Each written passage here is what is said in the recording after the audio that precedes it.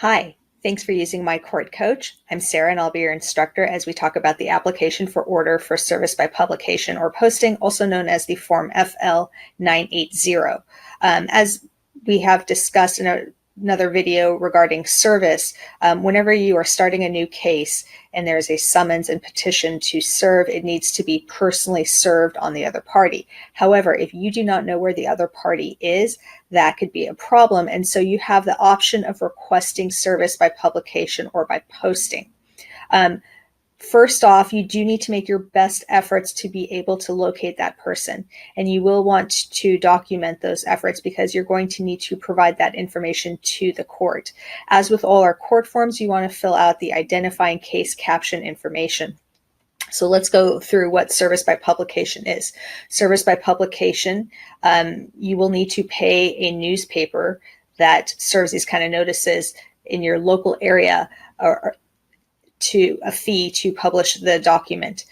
It will have to be published for 4 weeks in a row, at least once a week. That does come with a cost, obviously, if you're having to pay to post that notice. So if you can't afford that, you can ask permission to serve by posting, but you are going to have to qualify for a court fee waiver.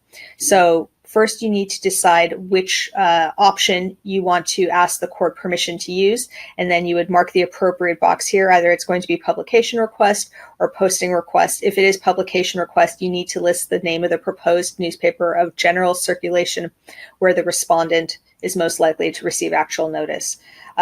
If it is posting request, then you would need to list the posting location where the respondent is most likely to receive actual notice. So that's going to typically be a courthouse that is in the area where you believe the respondent to live. Legal documents to be served, you would want to describe or identify what those documents are below. It could be a summons, either for family law or for parentage. It could be another document altogether. For instance, if you are serving a post-judgment modification of an order, that also needs to be personally served. So you would list or describe those documents in other. Line 4 states specifically that the respondent cannot be served with reasonable diligence in a matter provided in the Code of Civil Procedure.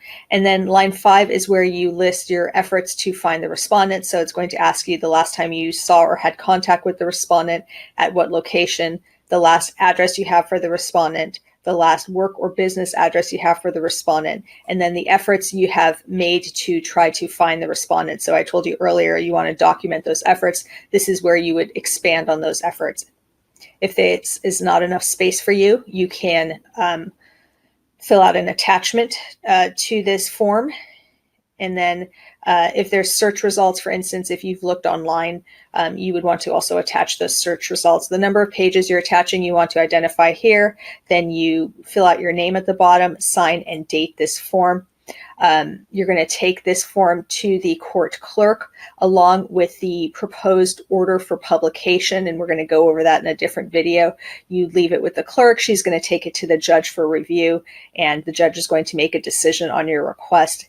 And then you just ask the clerk when you need to return to find out what the judge's decision is. And again, if you are asking for service by permission to serve by posting, you also will need to fill out a fee waiver if you've not previously done so. I hope you found this helpful. Good luck.